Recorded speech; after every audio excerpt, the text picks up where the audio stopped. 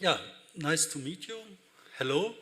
I know a journalist, the only thing a journalist has got to be perfect in is be on time. This is the only thing. This is the reason why we start right now, 12 o'clock, Perugia time. I'm sure all of you are here because Italy is such a nice place. But we also have one very good topic we would like to talk to you, with you, and with the panelists. And I'm really very grateful that you made it here, Andrey, Jakub. I know the situation is still very difficult to travel abroad from Ukraine, but I think it's necessary. We want to talk today about the long-term perspective, not what is necessary exactly right now in the wartime, but to have a look on, okay, how to rebuild it after the war. I hope everything will be good in the end, and what we do then, after the war is over.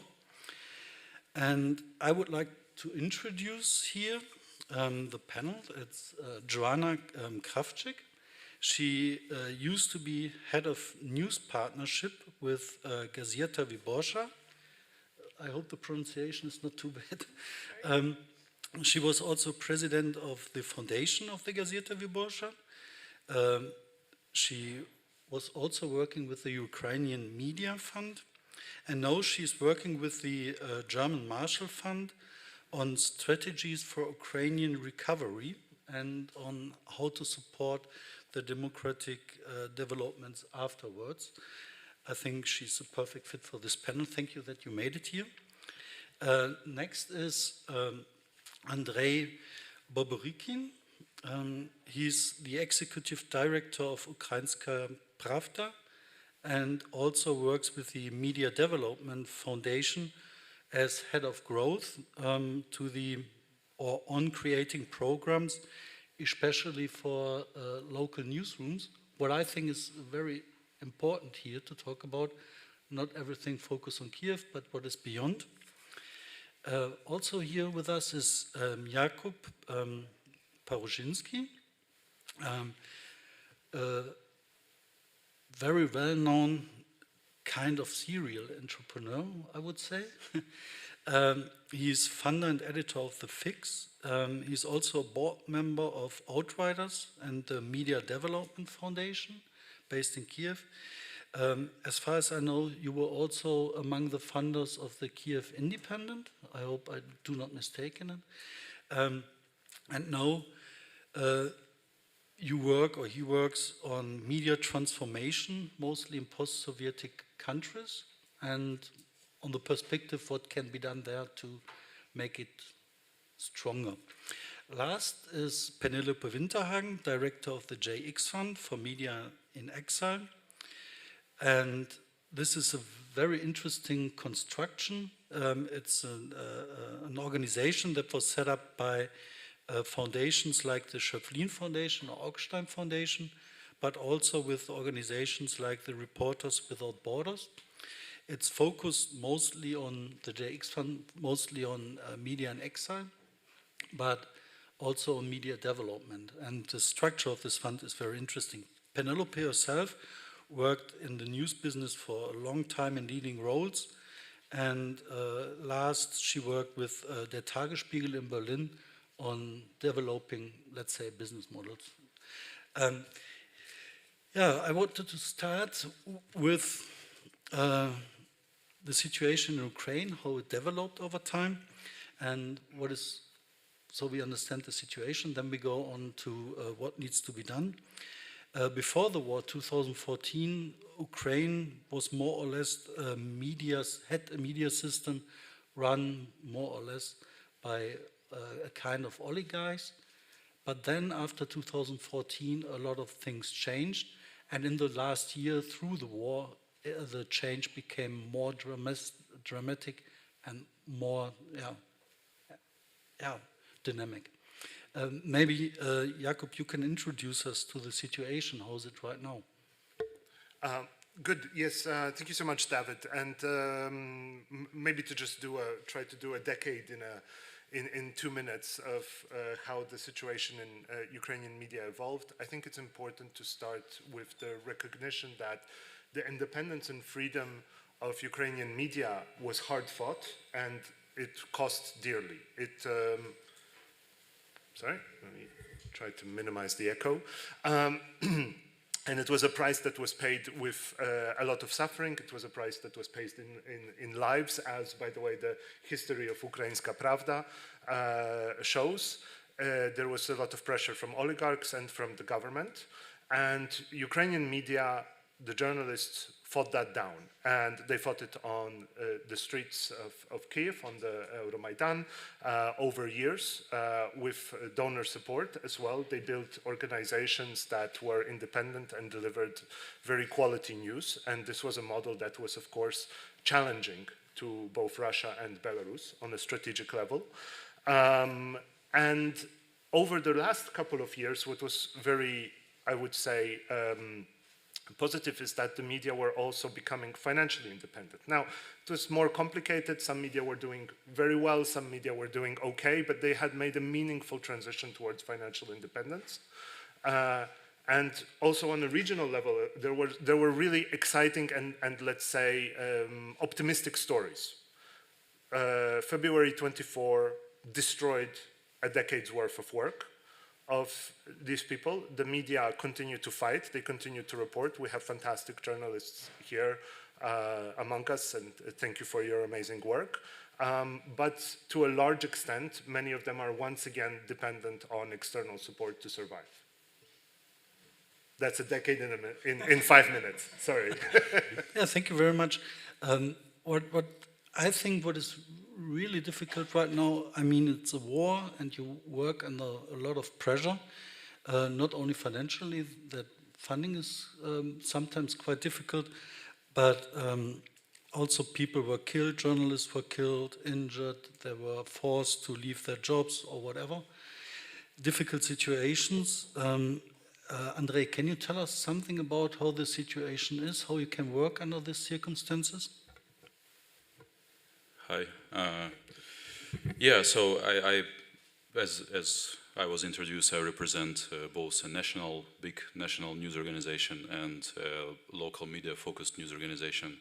And as a media manager of the national scale media, I would say that the national media in Ukraine are in a bit of a better situation than the local media, where we see, as Jakub said, like the growing news deserts across Ukraine, and a pretty devastating situation actually.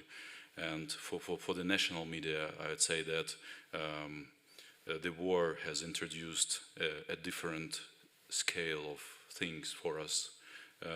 As far as the audience is concerned, like a lot of Ukrainians, millions of Ukrainians have moved abroad, and they continue following the Ukrainian news, reading their favorite preferred Ukrainian news sources, which in many cases is Ukrainska Pravda, and this allows us to monetize this attention in a totally different way as we did before the war. Because, for instance, our ratio of Ukrainian and abroad audience in Google Analytics used to be like 30 from maybe 20% from abroad, and the rest is from Ukraine, and now it's like 40% from abroad and 60% from Ukraine, which in terms of like programmatic revenue and the entire economics of a media organization is like a big change.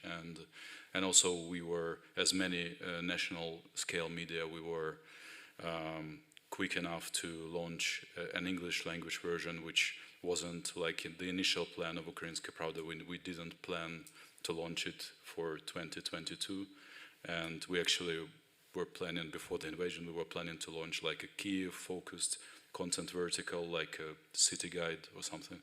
And we had to change plans, and now our English language version is one of the biggest ones which is produced from Ukraine, one of the biggest English language sources produced from Ukraine. And we also have like syndication on Yahoo News and MSN, which also gives us like tens of millions pages per month. So I would say that in terms of the national scale media, the situation is a bit better. So we obviously, like the ad market has fallen 90%, and the native ads specifically, and the programmatic market is slowly rebuilding, but it's too slow because all the small and medium businesses in Ukraine, not only in Kyiv but across Ukraine, they are of course like anticipating the results of the counterattack of Ukrainian forces on the front line, and it's really hard to make plans for business which informs the marketing decisions, which inform the ad market. So, and on the local level, first of all, we have to say that in MDF we work with over 50 independent newsrooms across Ukraine, the local ones, and a lot of them are not only they had to move away from the war-affected regions, they also had their core audience move away, and so they basically have to reinvent both their content strategy, their business strategy, and their like personal wellness strategy. And it's, I think, the hardest psychological toll that could ever be faced by Ukrainian journalism community, and we basically try to help them go through. I hope it's not too long of an answer. No, I've got a follow-up question on that. What I'm interested in is, let's take a city like Kherson. It was liberated, and afterwards I think this is a place where there is a need for information at a level someone can't imagine from a peaceful country or a country where there's no war. Is there a way to do journalism in such circumstances? Do you know of anything that is possible there? Yeah, we actually work with 2 newsrooms from Kherson, and we were in constant contact with them during this whole period when Kherson was occupied. And also, like, the deoccupied status of Kherson is a bit of an overstatement because the front line is quite near the city, so it's basically very much affected by the war right now, and it's kind of like a hard place to operate from. But yes, the newsrooms from Kherson, they are working there quite extensively, and also like we work a lot with the newsrooms from the occupied areas, and so I think like that there's always like answering your questions. There's always it's always possible to do journalism if you want. So it's we still live in a very connected world, and even in the places where there is no internet or electricity, there is still, I think, an opportunity to cover these areas and provide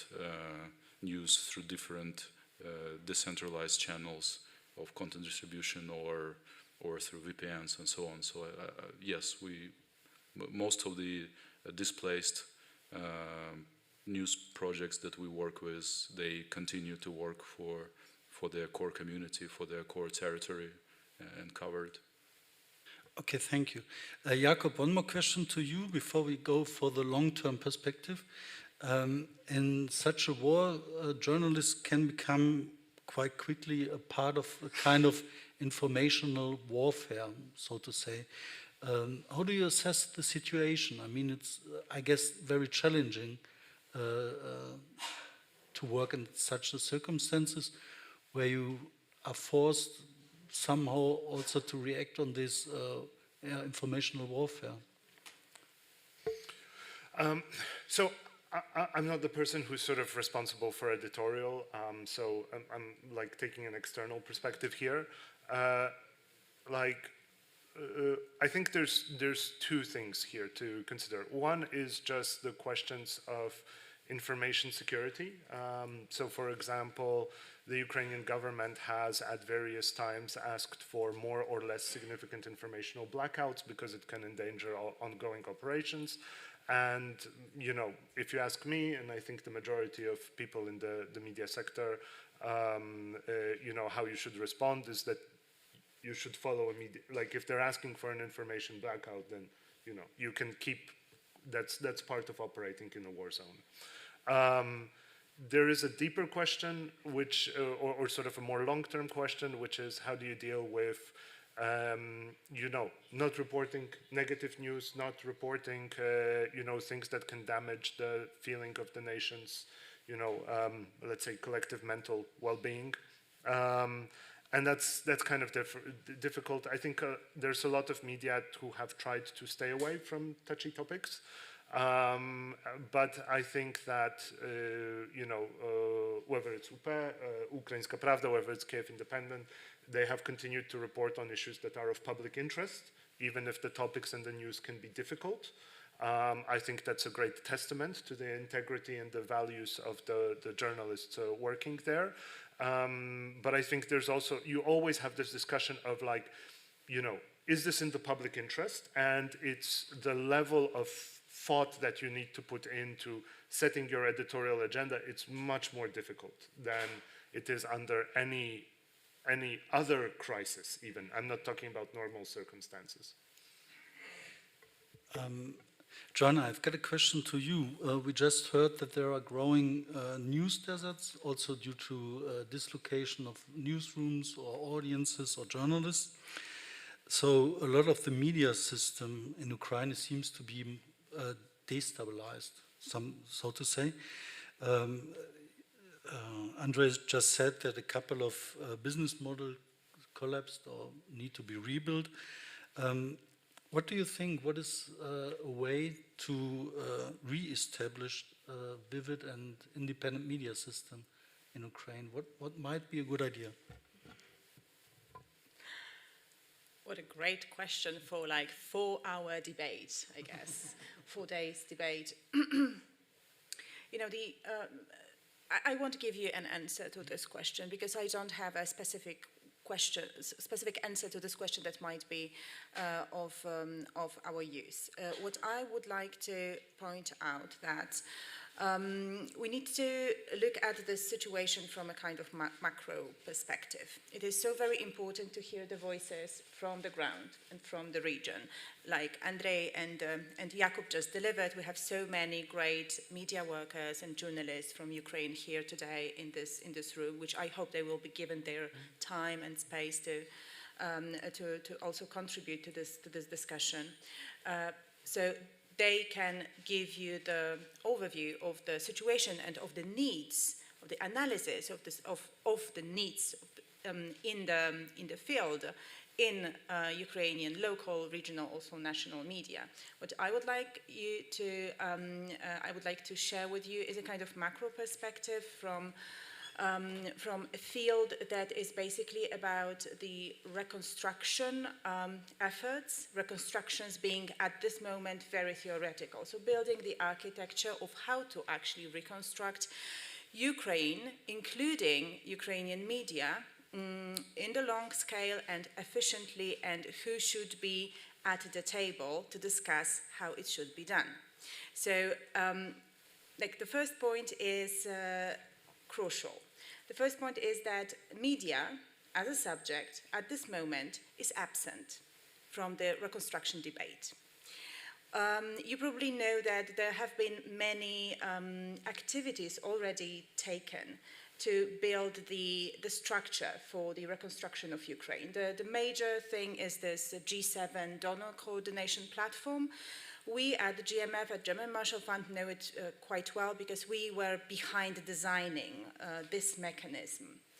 And we discussed with the major stakeholders, so G7, European Commission, also some other stakeholders who are more from industry/philanthropic sectors, the crucial areas in which the reconstruction should be done. And there is a mention of civil society, and obviously there is a big mention of business. The question is, where is media in the discussion? It's nowhere. Because there is this general presumption that media is either civil society or it is business. But when we do not create a very dedicated special space, special narrative or special, discourse about media, like separately from being somehow included in the civil society discussion or somehow included in the business discussion, we won't be able to actually address the very specific needs of media, because media indeed is a part of civil society or can contribute, obviously is contributing to building strong civil societies and democratic patterns in given countries. But at the same time, it is business, but then it's not business as usual, so it really needs its special place in the debate. There is no such space. Nobody is actually mentioning media as the crucial area to be reconstructed and to be transformed. So I do believe that it's a good moment to actually start talking about it in such a big gathering as we have here in Perugia, and to think whether or not this is our role. We do have many representatives of media organizations, influential media organizations, of European Commission, of different international institutions, also financial institutions. I do believe that this is high time to build the narrative that can be taken to the major stakeholders and those who will be deciding on how to rebuild Ukraine, to make sure that media is one of the key points that will be taken into consideration. What do you think are the most important steps forward? I mean, when I think of the challenges, also some challenges we just heard, then I guess most difficult and most important is to address the news deserts. So how do you think it can be done? I mean, somebody from the G7 would have a lot of difficulties to support a news outlet, let's say in, I don't know, Kherson. It's difficult, isn't it? What is the step forward? Yes, indeed. Of course, it is. It would be difficult, and I do believe that there are two steps in the journey. And let's be very mindful of the fact that this journey needs to be time limited. And I do believe that the realistic time for Ukrainian rebuild, especially Ukrainian media rebuild, is 10 years. And this includes reconstruction and transformation. So there are two steps. First, I do believe that there needs to be continuous aid being delivered to very well-mapped media landscape. And this needs to be done in a framework of further thinking. So financial aid, but also different types of support, editorial support, technological support, very often legal support needs to be in place in order to prepare local, regional and national media for further investments. What I do believe is that without the first step, meaning pumping some money and knowledge and networking and being sure that Ukrainian journalists and Ukrainian media people are present in the debates, in different circles, that there is always space and place for people from Ukraine to be, at Van Ifra gatherings, at International Press Institute gatherings, that there is space, they are part of our ecosystem, right? So, and pumping, like I said, the content consultations or editorial standards, sometimes it is still important to be done, and money to prepare media to be ready to start talking with potential investors. And I do believe that this landscaping should be done in a very close collaboration with people in the ground. We do have this tendency, and I see it, I have been seeing it since I started working for this international cross-Atlantic think tank, to kind of, work in a bubble of experts from US, from Europe, all these, people in high places. And there is very little actually consideration of the knowledge capacity of Ukrainians. And I really would like it to be very well heard here and now that we do need to include them as those who will be actually designing and telling us how we should spend our money. Yeah, thank you. Before I open the floor, I would like to ask Penelope some things. The JX Fund is a kind of a model for a clearinghouse, and I would like to ask you and explain to us a little bit how this kind of clearinghouse works. What is the goal of it? And one thing that I would like to ask you, when we started it, there were also a lot of talks about Ukrainian journalists who could be supported in exile, but then we saw that there are not so many Ukrainian newsrooms who relocate to Germany, let's say, or to other places. Penelope, what is the role of the JX Fund and what kind of model can it give?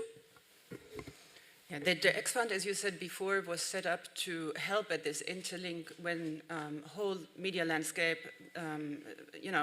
because of repression, have to leave the country and have to go into exile. And what was seen by Reporters Without Borders since many years, that then there is help bringing the journalists out of the country, and there is help reconstructing media outlets in other countries, but often the linkage doesn't work. So people need to continue their journalism work right after they left their country. They should not lose their sources. So this is where we work, at this linkage. And we do work as a clearinghouse, because the other thing that happens is everybody tries to help somebody, and often, unfortunately, only the big outlets profit from that. So all the money, all the support goes to one outlet. And the other thing is, once you have to go into exile, you don't do market research before where is the best place for you to go. You don't take your business plan with you. So what we try to do is to help those people to, find quickly the best support that is there. Because there is a lot of support, but it's not kind of synchronized. So that's what we're doing. For Ukraine, which, to make it very clear, nobody's in exile. People had to leave the country, but you can still publish freely in the country with the limitations that Jakub said, but it's still a free country. But what happened is that, lots of people, also media people, left the country. And so lots of the management people we see had left the country, but the editorial people are still trying to work the best possible within the country. So it's not so much about how do you reconstruct a media outlet in exile, but it's rather how do you keep a hybrid media organization alive? How do you secure, on the one side, just, core funding, because there is no money at the moment? How do you keep those organizations working on the one side, and on the other side, preparing for a future that is beyond just war reporting. So how can you also keep alive all those little outlets from, the occupied areas, or from that we're dealing with topics that are maybe not central at the moment and don't get funding so quickly. So we support those as well. And what we did see is that there were many journalists also who tried to set up something from another country, and this doesn't work. So what you really need is from the people to, whatever they want to do as new outlets or continue their outlet, it has to be within the country, but you can get manager support from outside or rebuilding business models. This is what we can do, where we can support in exile, but the rest has to be done from within the country. That's our impression. Yeah, thank you. One more word on this clearinghouse. Where do you get money from, and what way do you see in distributing it? So we get money from all kinds of sources. We do get public money, but we get lots of private money, and we try to keep that equal. That's always not so easy, because the big chunks of money, as you probably know, they always come from the public side. But for us, it's really important to have many sources. Also, media supported us. So we put all of that money, that's what we called fund. We're not a foundation, we're a fund. We're just, putting this money together and then trying to spread it, not with the, how did you call this, the Gießkanne? To spread it where it is needed, to do an assessment and really have a close look, so that not everything is going to the same outlets, but you know, to really ensure that there is a broad range of voices, of topics, etc., still being kept alive, and not only this one, two big medium from the capital. And we do the same thing for all the offers that we collect them, and you know, try to put them in buckets and make them more accessible, and try to avoid that things are being doubled, and rather identify where there are gaps in support that we can fill with partners.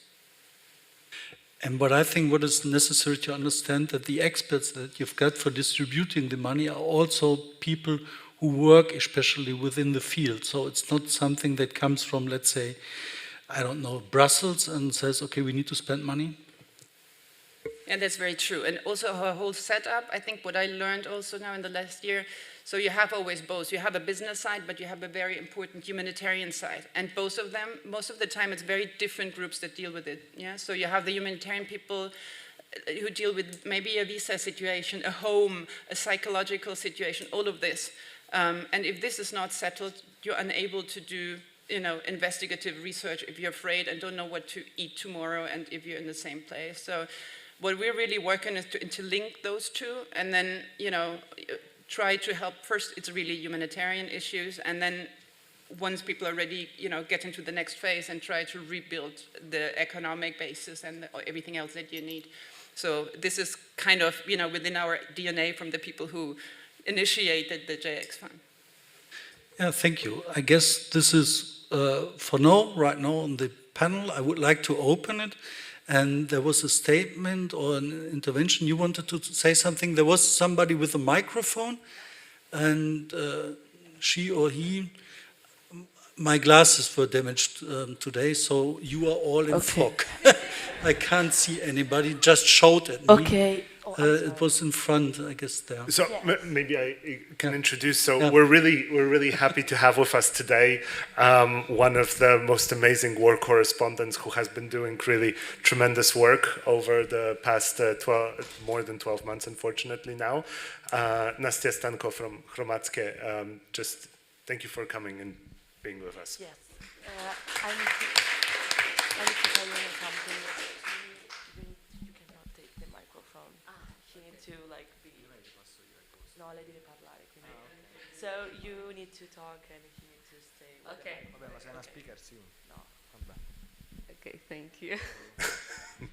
Yeah, my name is Nastia Stanko. I'm a journalist of independent Ukrainian media Hromadzkie. I'm working as a war correspondent not for last 12 months, but from 2014, because war was started in 2014 from Crimea and east of Ukraine, and now not only that part of the country. What I want to say, to add to that brilliant panel, that I was come back last week from Bakhmut. It's a not very big town in the east part of Ukraine, in Donbass. Now the fighting, it's inside the city, and people still live in the city, but it's a front line. Civilians still live, and we were there. Not very much journalists can go, and especially Ukrainian journalists, because you know that the situation is that it's very hard to cover the stories on the front line for Ukrainian journalists also, because government is not think so much about Ukrainian media.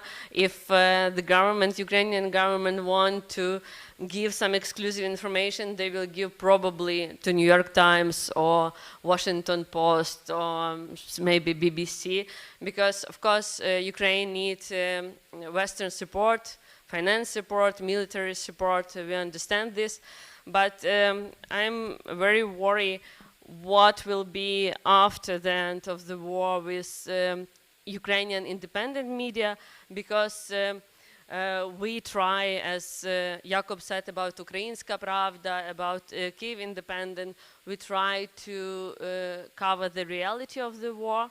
And of course, it's difficult because many journalists, they try to censor themselves, not only government try to censor some information. but journalists also, and we have telemarathon now. It's only state media and big oligarch media can be included in this telemarathon, and for independent media it's hard times, not only because of financial problems, but even because of access. We don't have normal access, but we have millions of viewers, and we know our audience, and we understand that audience need to understand what's happened on the front line, what happens with civilians on these villages and towns. And for me, it's very important to say that we need more Ukrainian voices, journalist voices, and support, give the floor to Ukrainian voices also. And also we need, because Hromadske has, for example, other independent media financed by Western donors, of course, and of course we need more just to make our job better and better in all these hard circumstances. Thank you. Thank you. Thank you very much for your thoughts. And I would like to ask Joanna, she also got two friends, Angelika Stets and Oksana Bravko. Please introduce them. Yes, like I said, including Ukrainian voices in all steps of our journey of creating, recreating independent, stable, resilient Ukrainian media. It does needs to have Ukrainian voices talking about themselves. And I have done my share of work over the past year with Ukrainian partners, media partners. I have been working with as Ukrainian Media Fund, and I also invited some of them to co-creating the narrative German Marshall Fund will be using when pitching media agenda for the major stakeholders in Brussels and in Washington, D.C. And I would like them to share the thoughts we shared a week ago. And indeed, Oksana Bravko, great friend and colleague from Association of Independent Regional Media of Ukraine, and Angelika Stets, who is there somewhere from Lviv Media Forum. Please, the floor is yours for a few minutes. It's somewhere here, I guess.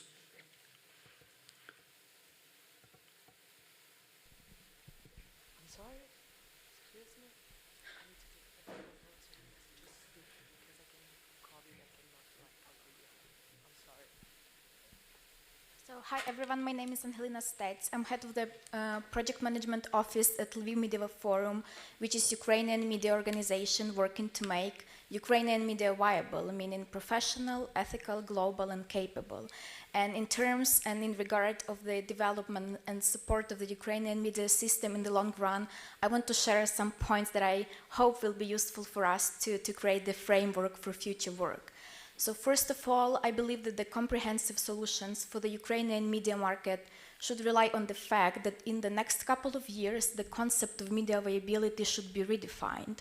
We don't have to expect that the Ukrainian media outlets will fastly and rapidly reach the break-even point and fastly develop the truly diversified financial models.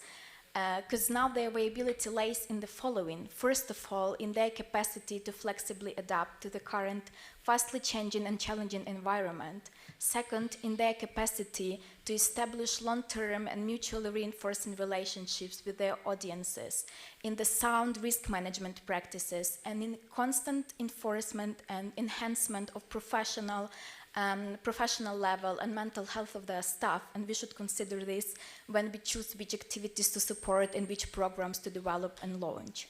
My second point would be that we should, when we are talking about the support, we should choose those formats of support that would ensure a long-term perspective, long-term financing, and flexibility in the distribution of funds.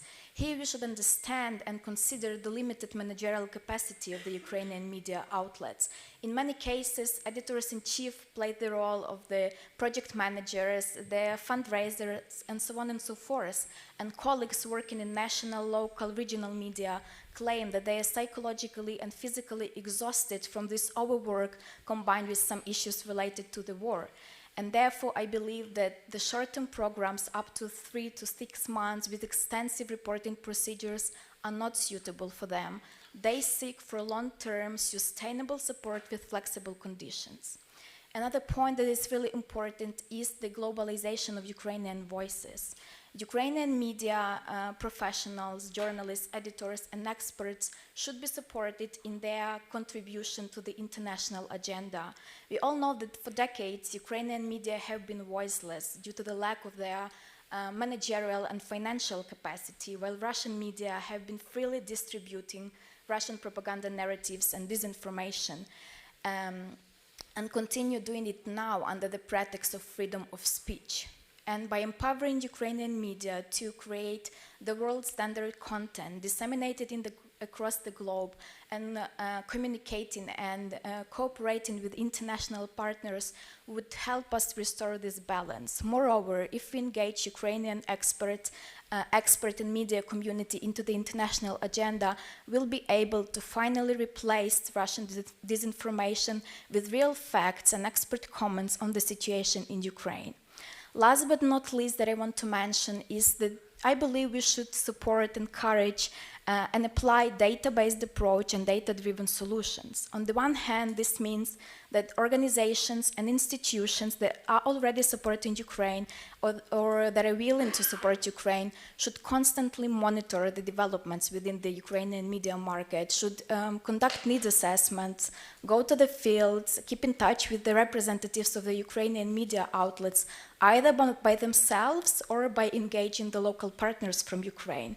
Because this would allow us to provide, to develop and provide the relevant solutions and provide the timely and comprehensive support for the Ukrainian media market. And this would allow us to take into account both the reputation of the media outlets and their track records. So as at the end of the day, we support those media outlets that are committed to their readers, not to the private interests, and those media outlets that are really capable of creating senses and bringing the real value of their readers, their audiences, and their communities. And also, I'll take one more minute just to quickly describe that there are some external preconditions that should be ensured in order to achieve all the above mentioned. So first of all, we should ensure the solid and quality management of all the donors' programs that exist or are going to be developed in the nearest future. We also have to ensure the development of the due diligence systems, because within our organization, we have the research and development department, and our analysts record the facts and many cases of the spread of Russian propaganda by those Russian media outlets that are not controlled by Kremlin. And this is because there are some donors that support those media, but they don't have due diligence system in place. While in Ukraine, this due diligence system is ensured by the civil society, like CSOs, whitelists, watchdogs, and so on and so forth. This will help us to ensure the safety of the global information space. And another several points are, first of all, we have to also support the alignment and closer cooperation of Ukrainian and European media markets and media communities.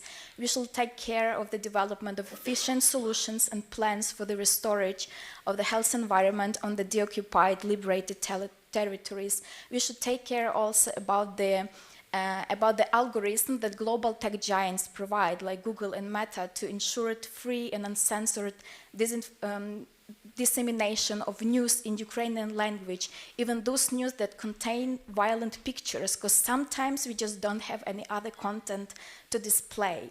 And last but not least, I would like to sum up that Ukraine and Ukrainian media market has turned to be the world's largest startup. Much trouble, many opportunities, high risk, but high profitability. And this is the startup where you, international colleagues, partners, and donors invest money and innovations, technologies, but we invest our lives. So I encourage you to be thoughtful, but to be united, committed, and generous enough to make this startup a success story. Thank you. Yeah, thank you. We don't have so much time left. I would like to invite Oksana. She's down there. But it's only 4 minutes left. Okay, perfect. I'm so sorry. I'm Oksana Brovko. I am Chief of Association of Regional Publishers of Ukraine. I work with regional newspapers, independent regional newspapers and news sites. And thank you very much, colleagues, about this quite important discussion and all of your efforts. The main things, short things, which I want to tell you now is please keep talking about Ukraine in your media, out of Ukraine. Keep writing the stories about the soldiers who died for independence, who struggling to protect their families and their country. Keep writing about more than 16,000 kids who were kidnapped from occupied territories by Russians. Keep asking your government what they are doing for helping Ukraine.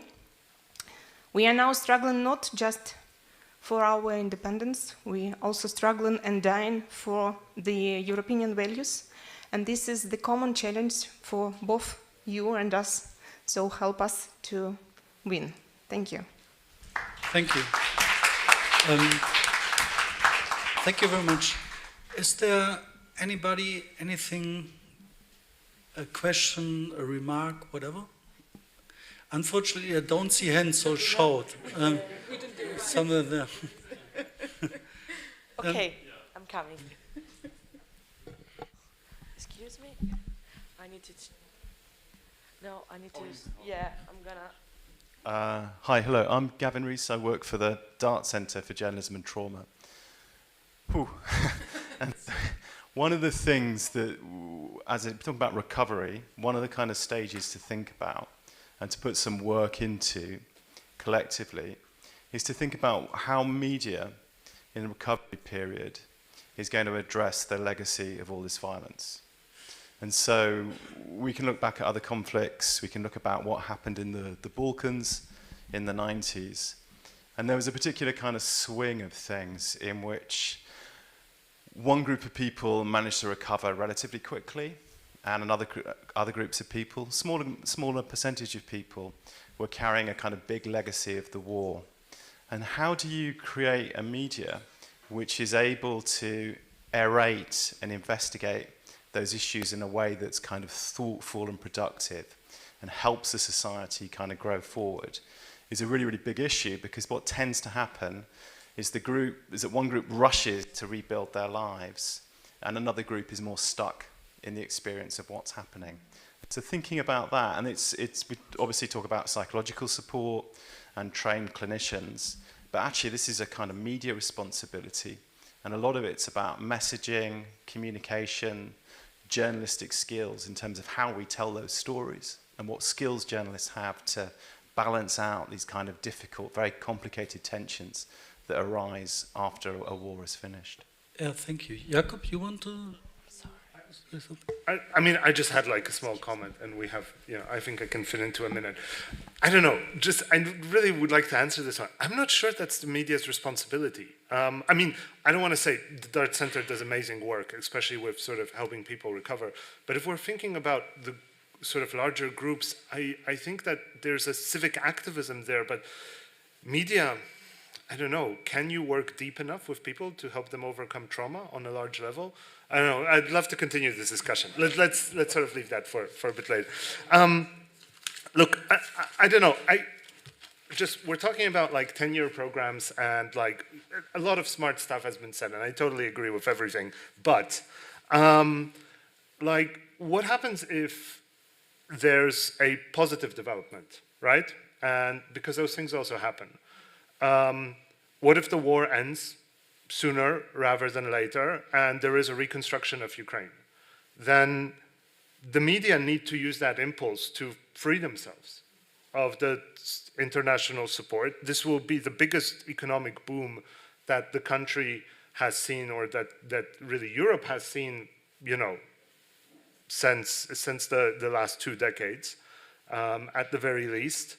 How do we sort of prepare for that and prepare for a graceful exit? Because as much as I'm supportive for helping media now, if things go better, can we get out quicker than 10 years?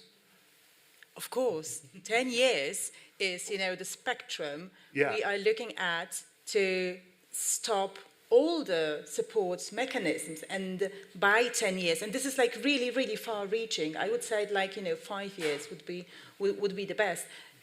Independent Ukrainian media should be, and I'm sure will be, really financially, business-mind, independent and ready to go on their own. But you know, the crucial is these first few years. You know how difficult it is to have dependency of any kind. So obviously, let's not be very much focused on the 10 years. 10 years is like, you know, the end.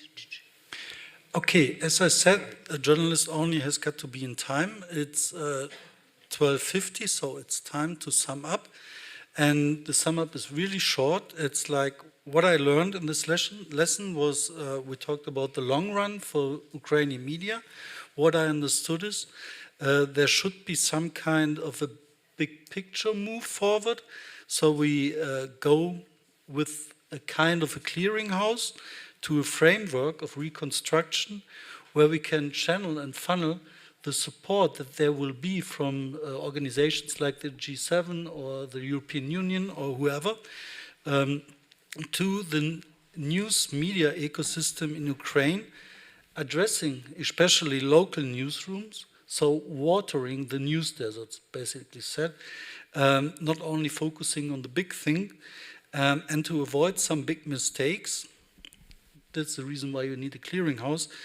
So you went from an oligarch-focused media system to a donors-focused media system, so it's self-sustainable in a way. What you just said, you know, of course, if it's going in a better way, it can be done most possibly quite quickly. And we should, in the same time, have a kind of a debate about the needs and the standards that needs to be developed for the whole media system after the war. I think, I hope I didn't miss so much out in the summary. Thank you very much for attending here, and have fun in Perugia and see as many sessions as you can. If I can, I'm sorry, if I can ask you one moment of attention. If you want to talk with a speaker or take picture, please, you can do that outside of the building, because we need to get out and leave of the building. Thank you. Have a good day.